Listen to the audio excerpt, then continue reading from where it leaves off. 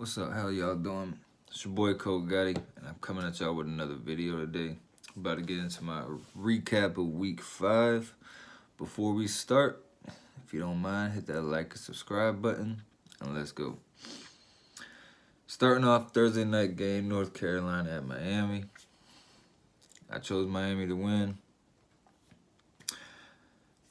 And they did. They started Perry. I didn't know who was going to be the starter when I made the video, but I figured they'd win regardless. North Carolina's not good. They had all their players back for suspension, and I thought they'd do better than what they did, but they didn't. A lot of that comes to Miami's defense, possibly getting back in form like it was last year. They had 6 takeaways in the game. They won 47-10, and they're moving on to Florida State. Then we had West Virginia at Texas Tech, and I had picked West Virginia to win this. I'm not sold on Texas Tech. West Virginia came out first quarter just making Texas Tech look silly.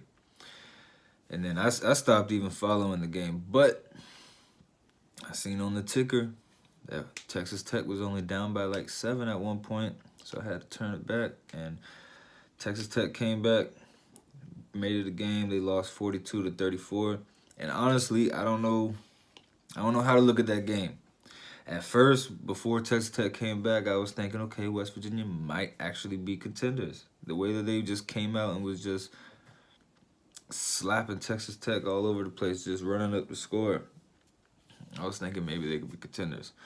But then Texas Tech came back, turned it into a game. West Virginia barely escaped. And I don't know how to take that because Texas Tech, I mean, from what I've seen, they got a good offense. They can put up points, yeah, but they're not a good team. Ole Miss beat them by more than 8. So, I don't know. We'll have to keep seeing how the season goes. West Virginia will be able to prove to me if they're contenders or not. You know, they got TCU coming up in the season, Texas coming up. They got they got Oklahoma.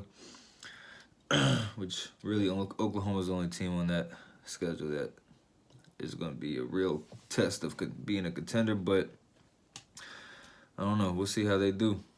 Then Florida at Mississippi State. Dan Mullen is returning to Mississippi State as the opponent. I picked Mississippi State to win. I couldn't figure out a way for Florida to win this game, but they damn sure figured out a way. Florida won 13-6. It was really an ugly game. I don't even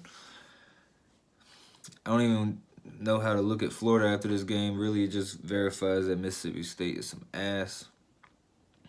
Last year they was decent, but this year they're just ass. Then we had Stanford and Notre Dame. I picked Stanford to win, but they didn't. Bryce Love couldn't get what he needed to get.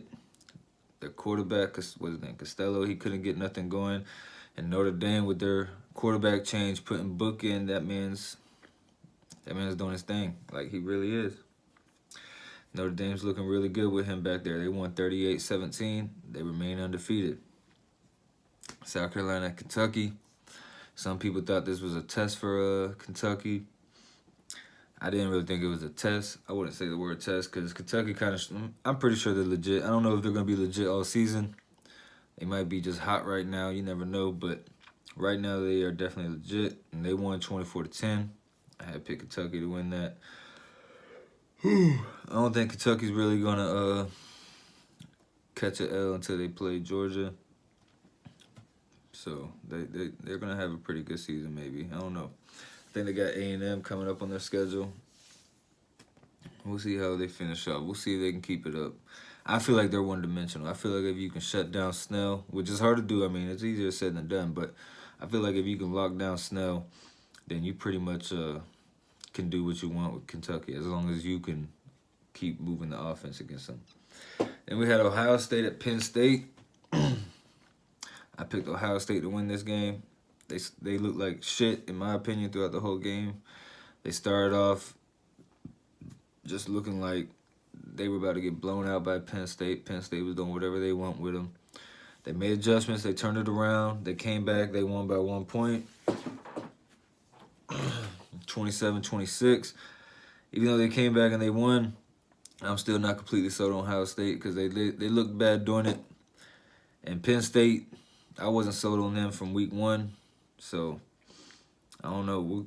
Ohio State, they got plenty of more games to be able to go. If they can make it through it, then you can see them in the playoffs.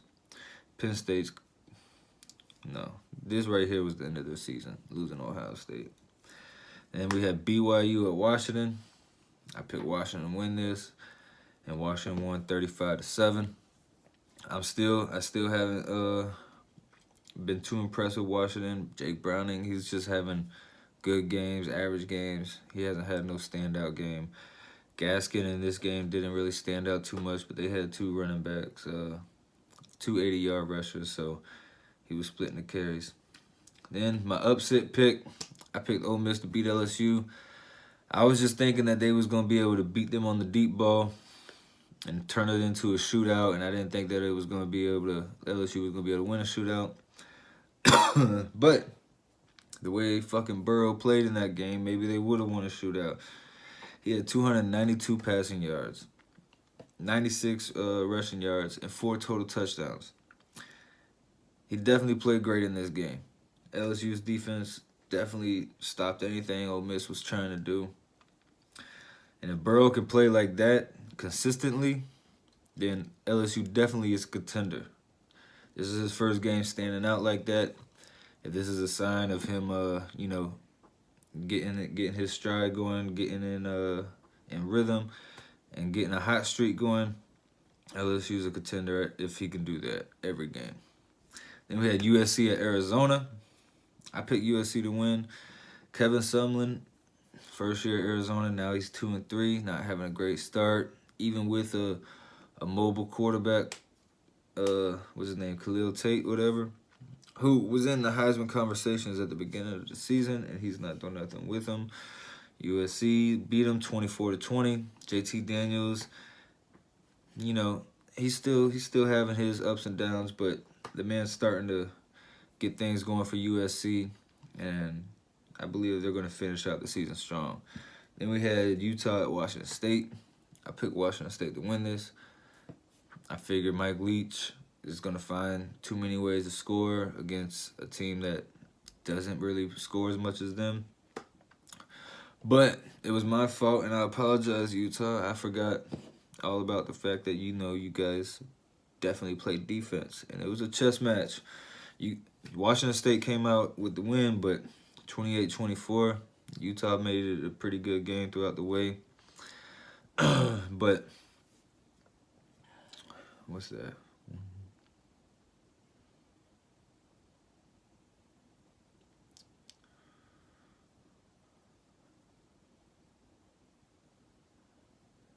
Out of 10 games, I went 7-3. That makes me 70% for this week. That's my best percentage of the season so far. But don't forget to hit that like, subscribe button. Here soon I got a video coming up for my week 6 predictions. And I also got a video I'm about to drop about Georgia and our pros and cons at the moment this far into the season. But I'm your boy Coach Gotti, and I'm out.